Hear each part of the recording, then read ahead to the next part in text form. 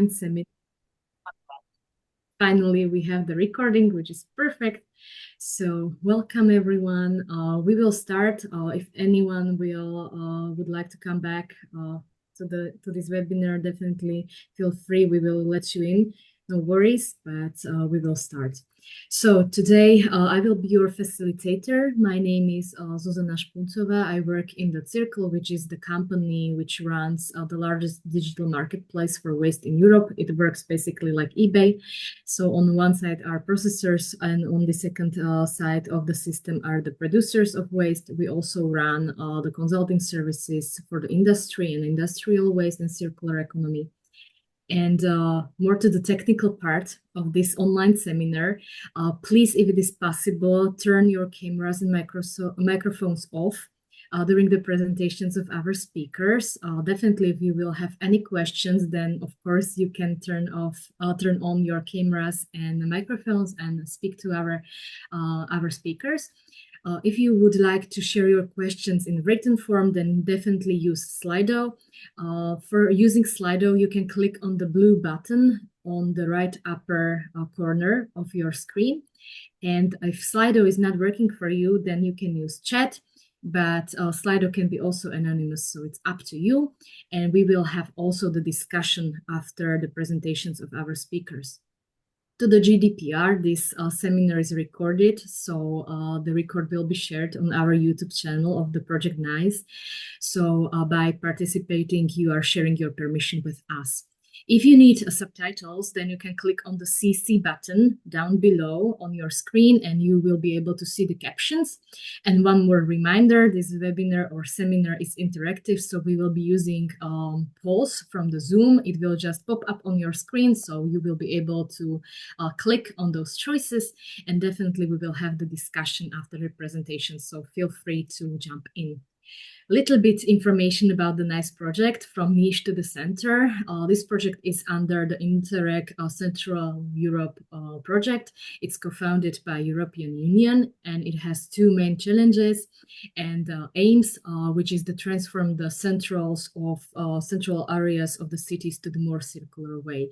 The project runs in the 8 countries. It started back in the May of 2023, and it will continue up to the April 2026. It has a lot of activities on sites in the selected countries and also those online activities. We will run 8 seminars. This is the 3rd one, so we are on the track. And those seminars are usually focused on the circular lifestyles. So to our topic and to our speakers, on today's webinar, we will explore how we can empower residents of European cities to embrace their circular living practices. Our first speaker will be Lukáš Gontar from RIK Pro Academia in Poland. Lukáš will take us to the Warsaw, and he will show us the SmartFood project and how it is transforming urban living. Our second speaker is Franziska Schrut from Stadt Labor in Graz, and she will show us how the city is cultivating culture of sharing and community responsibilities. She will highlight some initiatives that provide residents with tools to share some resources, actively shape their neighborhoods, and so on. So we are very excited to have those speakers, so we can start. So Lukáš, the floor is yours. You can share your screen and start with your presentation. Thanks, Zuzana.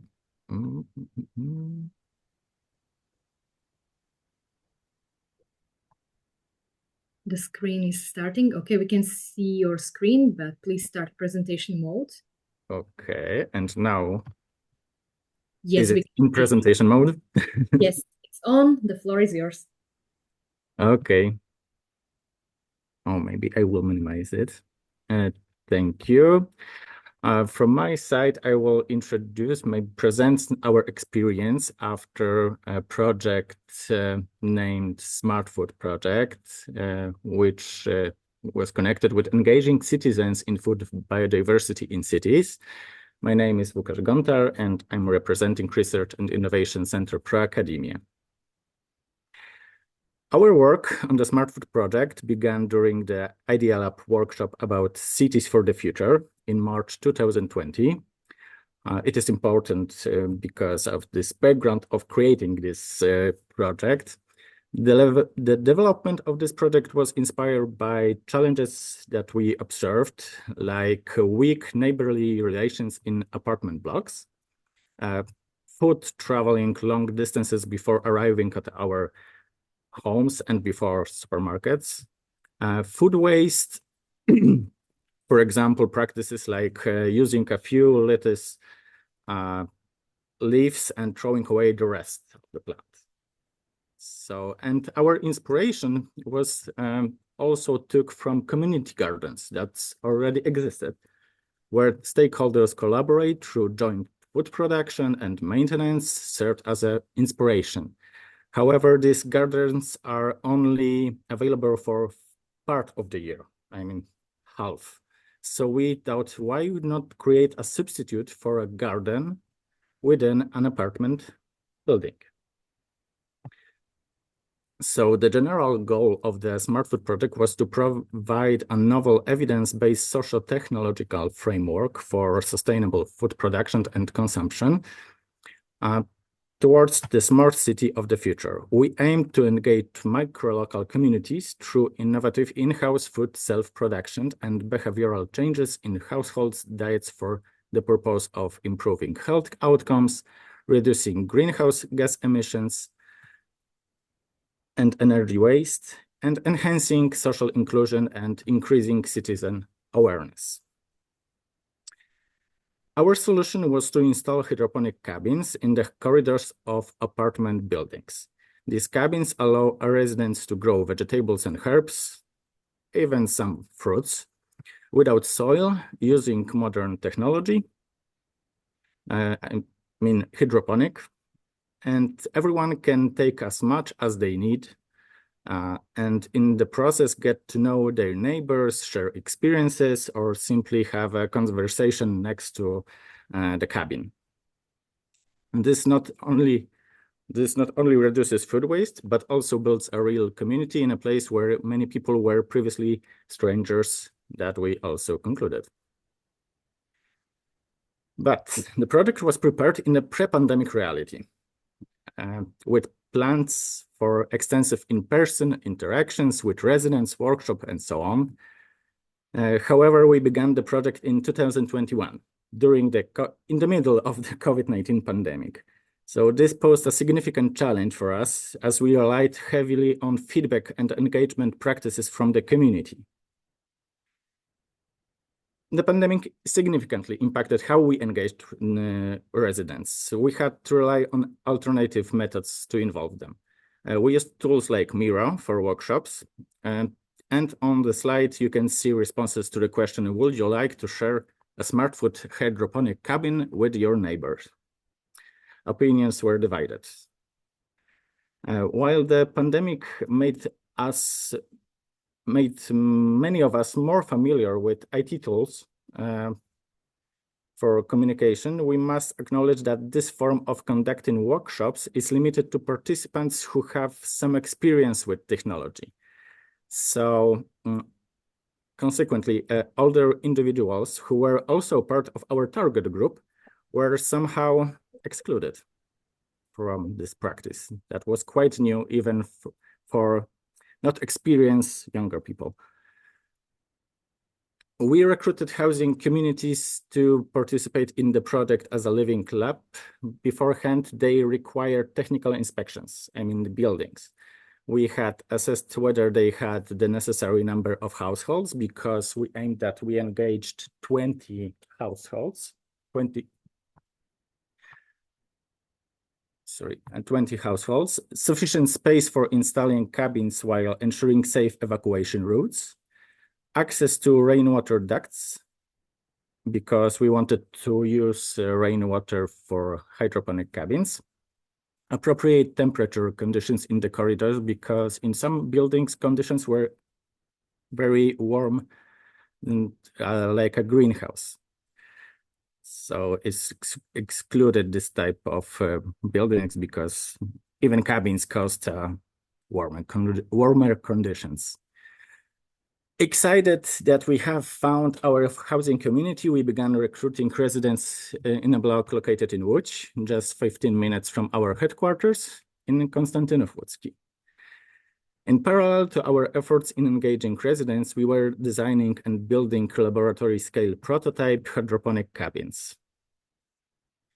Then we started cultivation tests to determine the optimal light intensity conditions, nutrient solutions that would allow multiple species to grow under the same conditions, because for us it was important, because for this less familiar with plant cultivation's demands, it's much easier to optimize parameters for a single species, but satisfying many species under the same conditions simultaneously is more challenging.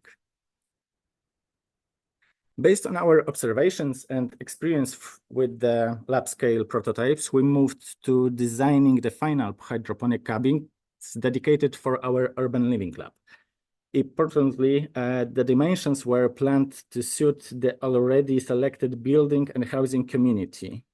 So we found a subcontractor who could produce 20 such cabins, signed a contract, and eagerly awaited their delivery. Yeah, that was reality. That we were very happy that everything going well with the plan. But unfortunately, the housing community withdrew a few months before the planned start of the living lab. We organized meetings with communities from our reserve lists. However, we encountered technical difficulties or insufficient numbers of willing participants in a single building. So we leveraged media campaigns to popularize our recruitment efforts for a housing community. And in our next recruitment phase, we expanded our search area to include another nearby large city, Warsaw. This involved additional on-site technical visits and informal meetings with residents. The hydroponic cabins initially planned for the previously selected housing community were delivered to our headquarters as we continued our recruitment efforts. Finally, we succeeded in finding a housing community willing to participate into the living lab, a typical block from the 80s. So this block we needed to adapt to arrange our components of innovations. So we proceeded with activities like designing a photovoltaic installation arrangement on the building roof, which served as a significant incentive for the housing community management board. We planned a system to collect, filter, and distribute rainwater to the hydroponic cabins. We obtained experts' opinions from the fire department regarding the safe arrangement of cabins to ensure evacuation routes. We upgraded the electrical installation to handle the cabins' energy demands. And also we proceeded with all procurement procedures, building assessments, and other formalities. But it took some time. During the preparation of the new residential building, we verified the operation of the hydroponic cabins before they transferred to ensure everything was functioning okay. Yeah, everything was okay. Next, we began installing the project components, either with our own hands or specialized companies. Unfortunately, the housing community ultimately did not agree for the installation of the rainwater collection system due to concerns about drilling through floors and the building's structural stability. This caused another challenge because hydroponic cultivation requires purified water. So to proceed with the living lab, we had to purify tap water and manually add it to the cabins. Consequently, the parameters of the hydroponic nutrient solution were not as stable as originally planned. Moreover, frequent leaks occurred due to poor quality connections in the hydroponic gutters. Managing the cabins required significantly more involvement from our team than we initially planned. Despite these challenges, we prepared the cabins for handover. We labeled each cabin and provided some starter plants to encourage participation. Engaging residents in plant cultivation began with introductory workshops on sowing plants. All residents received a starter kit with seeds and other equipment. The workshops took place right outside their apartments where the experiment was being conducted. So you see photos in the corridors of our final living lab.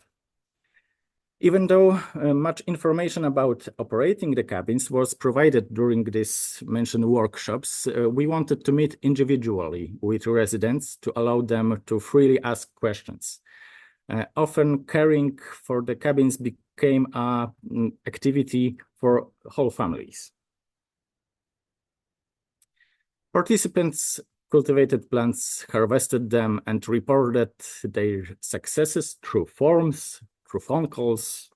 We have very many ways to communicate with participants. Each month, they completed surveys covering topics like neighborly interactions, changes in dietary habits, food waste, and more. Besides surveys, participants could report cultivation issues via a form or by phone. As you can see on the slide, each cabin was unique. A few weeks before the end of the experiment, we conducted exit interviews with the participants. We had the opportunity to learn about their impressions, what they liked or didn't like about the cultivation process. And now I will give a chance to several participants of our Urban Living Club to express their opinions.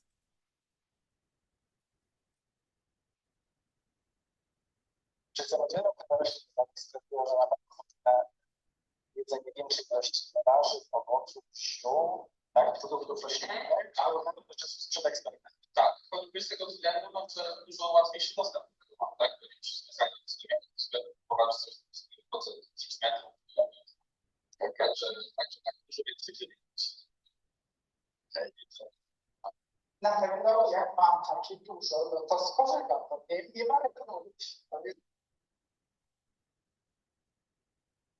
Sorry. Nawet tu sąsiedzi dostali też zdecydowanie, bo smak takich własnych warunków jest dużo lepszy, dużo bardziej wyrazisty, dużo mocniejszy. Taka zwykła bazylia jest aż taka piekąca w usta, taka, no tak, takie mgnięte to pachnie tak, że wszystkie te krzaki posuszyłam. Aha. No, posuszyłam sobie. Tego dnia tak decyduję, że wzięłam czerwiętą, no posypuję, co się mówi, poza tym, że do wody, do czegoś tam, no to po prostu tak posypałam. No bo mając pełną szafę z zielonych roślin, mam od razu w głowie pomysł, jak wykorzystać i to wchodzi w nawyk. I jeśli wejdzie w nawyk, to od razu zostaje z nami i już ten myślenie o przepisach o przygotowaniu posiłku już jest zupełnie. To jest całego tego zespołu, który zatekścił, jest naprawdę bardzo dobry. To jest piękny kontakt z naturą, taki wymuszony przez nowoczesność. Bardzo mi się to podoba, aczkolwiek to są debiuty i myślę, że to nie jest nasza pierwsza przygoda taką obecną.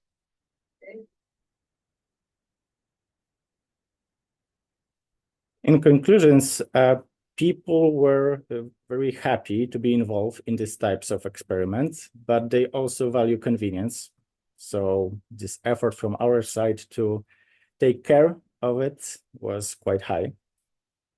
Introducing hydroponics into residential buildings requires educational activities and a lot of commitment. Enthusiasm for tinkering, fixing, and modifying is welcome.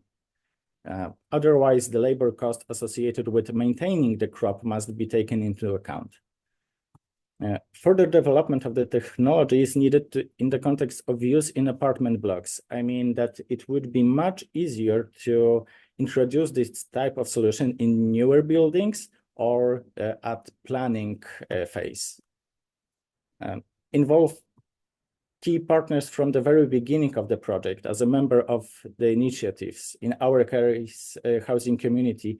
I guess it would be much easier from our perspective if we could have a housing community from the very beginning, because these delays and problems with recruitments delayed our activities in case of Living Club, I guess, 1 year. So it's a huge difference. Thank you for your attention. And thank you, Łukasz, for that inspiring look and for really open sharing with us the results and obstacles as well. It's very interesting. So I hope that there will be some questions as well. At least I have many, so I will ask you at the end of this session. Now let's shift our focus to another very interesting living lab from Francesca from Graz. So now the floor is yours. Please, you can share your screen and we will look for your experience.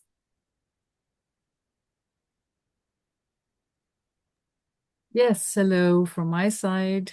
Thank you, Susanna. My name is Franziska Schruth. I work for Stadtlabor in Graz, Austria, and I'm happy. Oh, I'm sorry, I haven't shared my screen yet. Now I hope you can see it. Yes, it's Okay, loading. So just great. a second. Thank you. Great, yes, and I will tell you something about. Now I have to see my excuse me, I can change slides, which but is we can see your screen, so it's running. Yeah, unfortunately, I cannot change slides. Okay, so maybe try to stop sharing and share again. And if it is possible, share directly the presentation, not the screen. Yeah, I think I will try that. Try. And maybe I will just introduce that we will be using polls now. So please, participants, be ready that the poll will appear on your screen soon. Now I hope you can see my screen. It's slowly loading. We will wait just a second. Okay, we can see the screen, we can see the presentation, but not the presentation mode. I will try to do the presentation mode now. Maybe that works easier. Yes, and now I can change slides. Thank you for waiting. I think I can start now. Yeah, it's running. Great. So I want to tell you, or give you short insights about 3 things we work on. The first one is located in the smart city Graz. We work there in a city district management. The second one is about our pilot in the NiCE project, which has been running from June till September this year. And at the end, I would like to mention a second pilot we want to start next year, also belonging to the project NiCE. So this is about the Smart City project, where we run this city district management. On the left side, you see the outline of the city of Graz. The red dot is the city center, the first district, and the green circle shows where the smart city is located. On the right, you see what the smart city parts of it look like. There's a research tower, a cultural hall in the center, and the residence building to the right. The smart city is located on a former industrial area called you see it on the left side. This is a picture from the 80s. It was fully built on.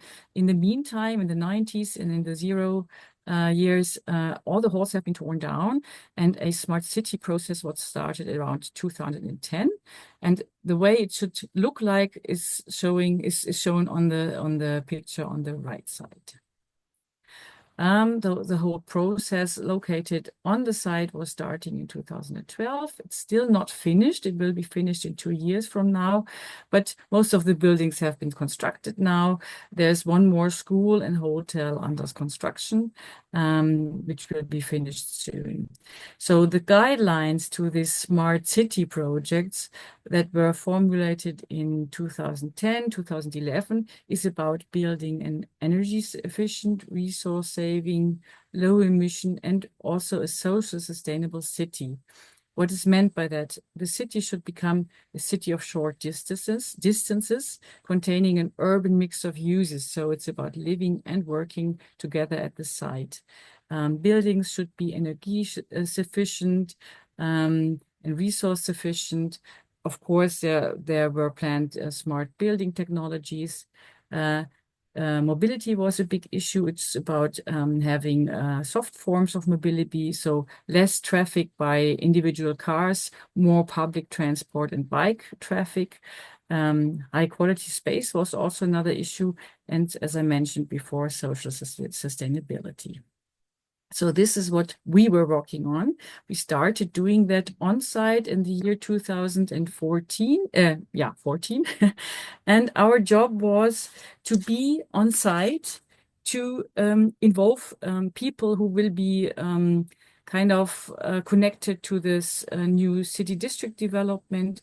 We were the city departments, owners of the sites, all this were private and are still private, with the planners, with experts, also with citizens of Graz and neighbors living around this area, and all kinds of organizations. Our job was to inform what will be happening soon in a couple of years, and what are the interests, needs, stories, ideas of the people who are dealing with this issue. And we transported that to initiatives who were dealing with architectural competitions, to investors, to the city district as well, and the city department. So this was like a period of 2 or 3 years doing that.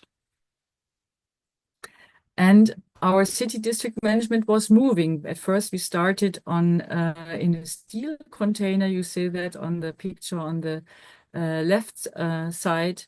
And then we moved to a different container, which was made from wood, which also showed greenings on the building. And now the big picture is our current site or location. We have a big room now where we can invite people to have bigger group meetings.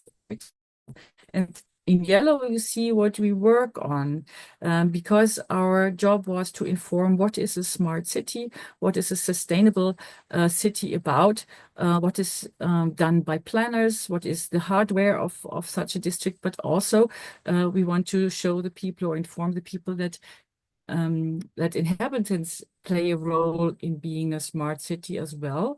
And that's why we focus on working with the people. And for example, we offer repair cafes, handcraft meetings, urban gardening, exchange markets, all kinds of things where we try to involve the people on site, and where we try to let them contact and network among each other in order to build a friendly neighborhood. So we are focusing very much on the themes that the smart city has. For example, in Graz, it was energy.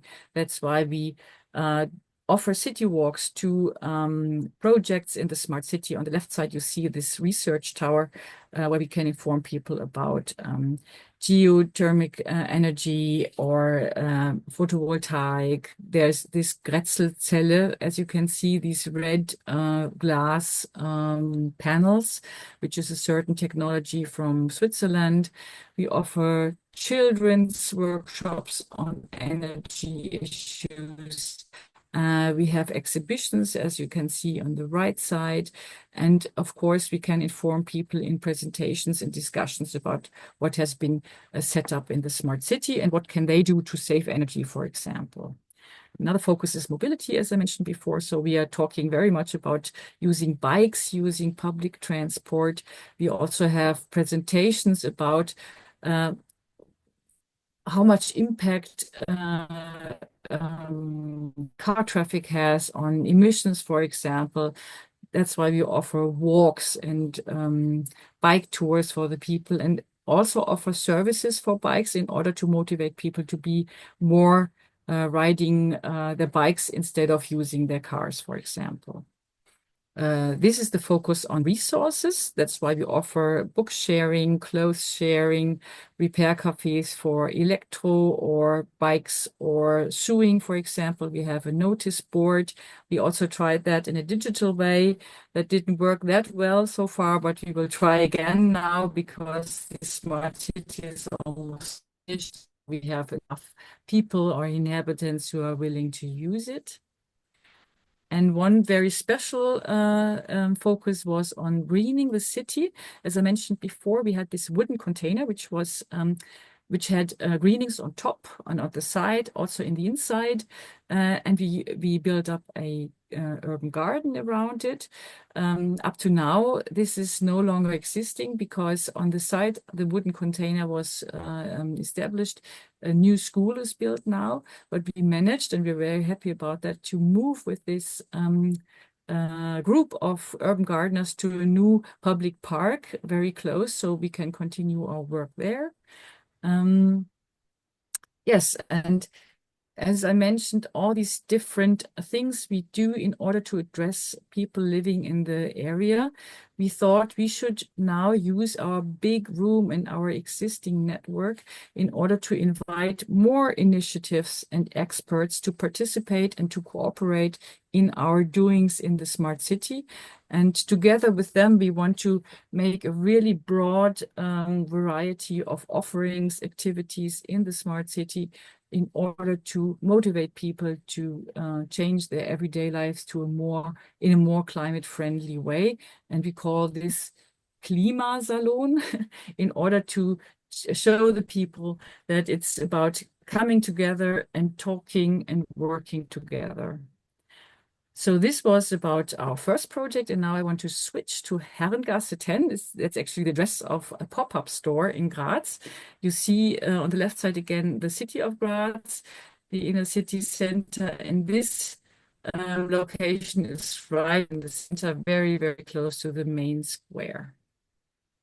And it's about a pop-up store for 4 months. This, as I mentioned, it's belonging to Project NiCE. It's been done in very close cooperation with the city of Graz, and its goal is to revitalize a vacancy in the city center and to make it very easily accessible to people in order to find circular-oriented offers in there. But there has been some work done before that. We have been networking with people, with stakeholders, with the city of Graz, and we also try to network with property owners, but that was kind of a challenge. We did 2 surveys in Graz on vacant shops. One was July 23, it's about 60 shops then, and it became even more in spring 2024. We looked in an area which is a little bit broader than the only city center. So we looked up to the area where the train station is. And we also collected circular economy stakeholders, and we're still doing that. And the number is now by 110, and I think there are even more we still have to contact. So the challenges were to get property owners interested in our ideas. That's really a hard thing to do. We realized that the activation and the rental prices of vacant shops are not affordable for the circular economy actors, at least for most of them. And many of these available vacancies are focusing on retail and often are too large because many of these actors of the circular economy actors are one-person companies and they don't manage to run a shop about several hundred square meters. So we got help from the city of Graz, which was really, really great. They offered us a room of only 22 square meters, but it was in a perfect location, very close to the main square. They supported promotion. But they also said, if you do that, you have to take care that the shop is used every day. For preparing this pop-up store, we made a call and 25 entrepreneurs registered. But the hard thing was nobody of them was able to run this shop every day for 4 months. So we tried to find a joint utilization concept with all of them. Another challenge was that the shop had to be refurbished and designed, but we did that in a very low-tech way, and we needed to communicate the program. And another thing was we had to select among the registered entrepreneurs, but not everybody was fitting into the concept. Now, this is like a timeline, what we did, what steps have been undertaken. You see, there have been 2 calls, one in April already, before the start of the pop-up store, and another one in June, when the store was already running. There were many meetings in between. Focus was on textile offerings, because many of the entrepreneurs who were registering were working in the field of textile. We found a way to run the shop during the summer period, because that's vacation time, and many of the circular economy actors were not able to participate then. So we decided to work together with a big social company who were willing to offer the space also, or to share the space to small company owners. So this was like a joint project then. Yes, and that's what or how the space was used in June. It was very much focusing on textiles and upcycling. We had 5 entrepreneurs inside. One was there on its own for 1 week, and 4 others were sharing the space for 3 weeks. That was a very, very good time. Many visitors and many Graz inhabitants visited the shop. In July, as I mentioned, we had this big social entrepreneur who was taking care of the opening hours, of the inventory of the shop, and was offering, as you see on the right side, small shelves for other entrepreneurs who wanted to participate. And these entrepreneurs were changing day by day. So each day there was a different offer in the shop. And that was very interesting to see how much interest that provoked with visitors and the people of Graz. Yes, and in September, a group of textile entrepreneurs moved back and included some new ones. And we had a very nice big closing event with a fashion show, with wine tasting and lots of talks at that time. You see that on the right side. Yes, and at the end of September, this pop-up store area closed, and we could think about learnings. And we found out that these entrepreneurs really need a lot of support, actually, and they need a low threshold contact, which is not belonging to the city, because the city sometimes makes a little bit of, the people feel like a distance, and they are not as open to ask their questions, for example. We realized that space sharing is very interesting, but also a challenge.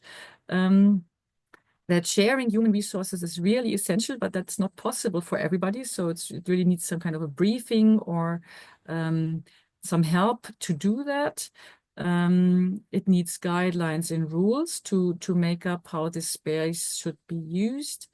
We also saw that many women were participating. And now I don't see my last point on the slide, but you can read that, of course.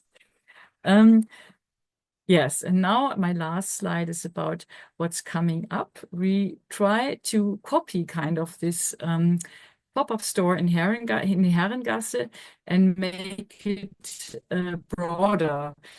We are up to build a house of future, as we call it now. And it should be a house for sustainability and circularity right in the city center of Graz, in a very big vacant space. And we want to include into that events, catering, information, of course, hands-on activities, repairing and sharing activities. And we want to make it like a one-stop shop for circularity in Graz. And up to now, we have several core group meetings for that. There is a core group already of 5 or 6 participants belonging to the university, Stadtlabor, the city of Graz, another company, a designer. So it's a very big variety of participants. And we are now doing conversations with property owners and try to interest them into this theme. And we also try to set up a business model and to find fundings for that. And we hope to be able to start with this House of Future in the year 2025. Yes, well, thank you very much for your attention. And I have some polls, I think, to set. Susanna, I think you have to help me with Yes. that. Thank you, Francesca, for your presentation. Now the polls will appear on your screen. So dear participants, please, if you are able, click on the options and then do not forget to submit your response. And a few more questions will pop up again. So we will wait for the answers from the participants, and then maybe we can have a short comment from you, Francesca, on the results. Lucka, please, if you are able, then share the results. Yes. Okay. Now. Yes, we are able to see them. So, Francesca, do you have some comment about those answers? I agree with that. I think it's very important that politicians and legislators make structural, how do you say that?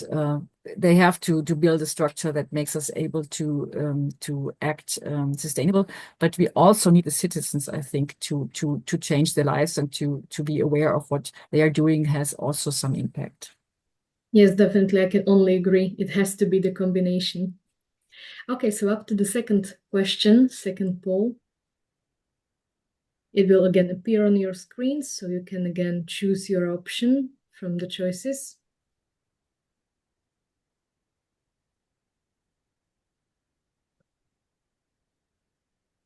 And maybe a small reminder that this one is multiple choice, so you can choose more than even one.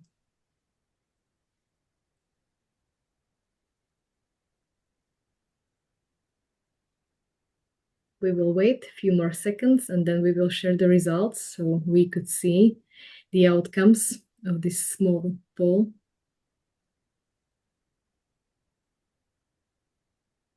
I think that we have enough votes so we can share the results to see what do you think about this.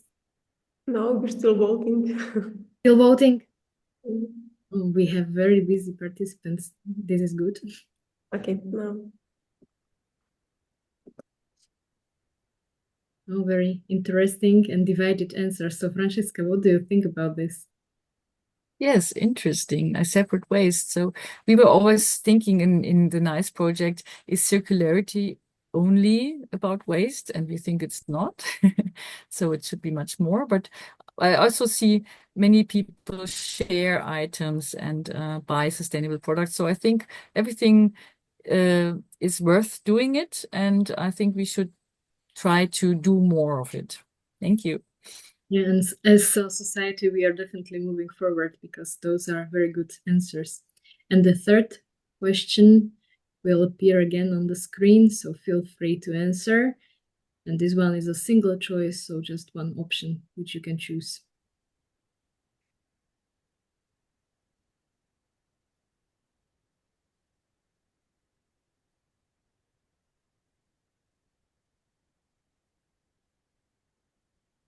We will wait for the end of the voting. Choose wisely. And then we can again share the results after the end of the voting. Okay, we can.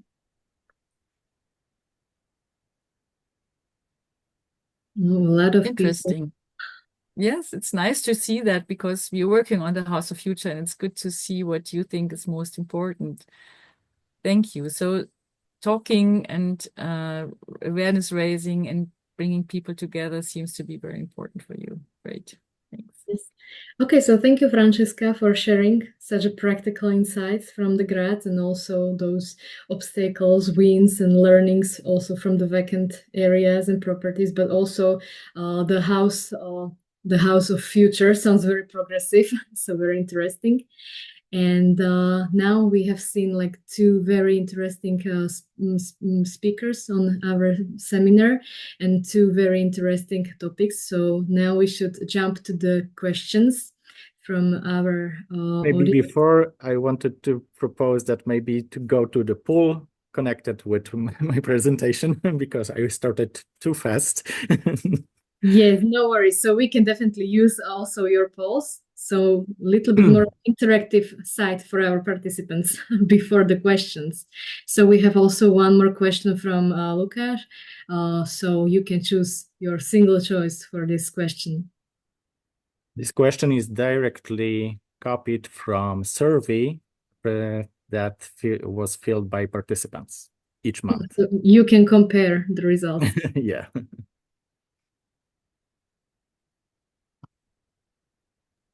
So again, we will wait a little bit for the voting and then we will share the results.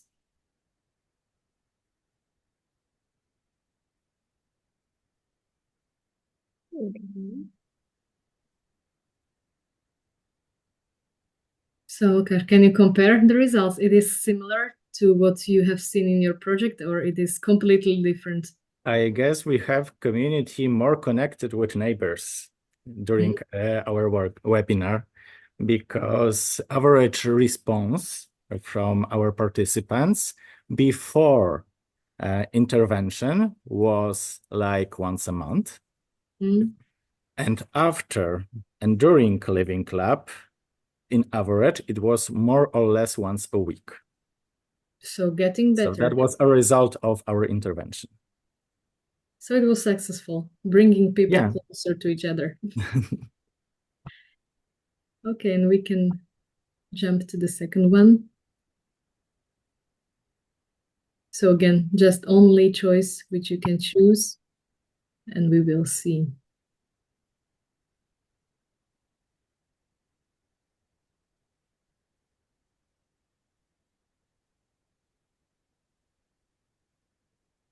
Still open voting, and then we will share the results.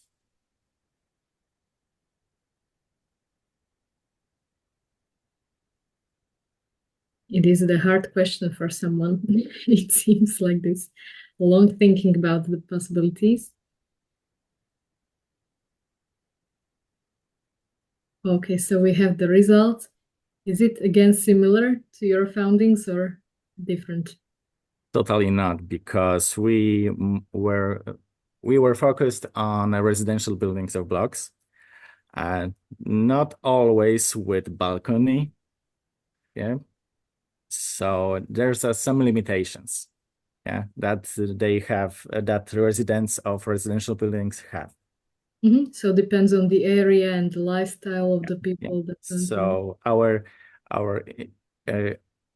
initiative was even to give a chance to grow our own food to people that even wanted but didn't have any possibility. Perfect. Very interesting. And bringing again those possibilities closer to the people. Okay, thank you for your questions and answers to those polls. So now we can move to another questions and hopefully answers. I can see that we have few questions in the Slido. So if someone is able to open, you can, but I will read them. I think that we can start from the bottom. I can see one question for Francisca, so we can start with you from the end. The question is that how did you encourage residents to take the first step in your initiatives?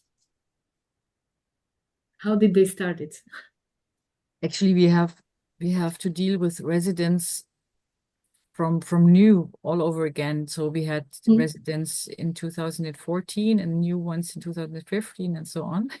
So very often we have to contact newly. Some are like people who are very coming again and again, but usually we address them by having posters in the residential areas, inviting them to the activities we do, or we go to them. We go outside to the street or visit people in their very close neighborhood, go to the park and things like that, and tell them what we do, who we are, and invite them to come. We organize feasts and little celebrations, street feasts, something like that, and that helps to get in contact with the people and to motivate them to come. I think personal contact is very important. Additionally to postings, to posters, to social media, to newsletter. So all these different channels is what we use. Complex campaign for every stream. Okay, thank you for the answer. We will move to another question from Jan. He has a question to the house communities and how did they continue with the project? I think that it is connected with Lukáš. So how did they continue with their hydroponic? The answer is that housing community didn't continue the project. So maybe we'll answer even the second question in parallel, because we offered some opportunity to residents. We prepared offer for residents and for housing community management board. So first option was to cover costs of only used some media, nutrients, and other accessories, and work by themselves. Yeah, residents do everything. In that scenario, residents were not interested. They were interested in our maintenance and our care of whole cabins. But this scenario was had too high costs for them. From perspective of housing community management board were more interested with our maintenance offer because of responsibility, that someone will take care of that if some participant lose their interest of taking care of this cabin. Otherwise, who will be responsible? Management board. If we will not have anybody who will be responsible for. But this costs of our work anyone about taking care of service was too high for participants. So this solution would be quite good for people, enthusiastic people that they knew that they will take care of it with all issues.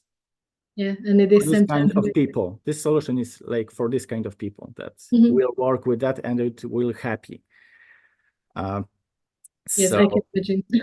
Sometimes it's very hard to find those kind of people in every single building and community, but hopefully as you saw during video and exit interviews, we had a very diverse group of participants, from younger people, even with gardens on suburbs.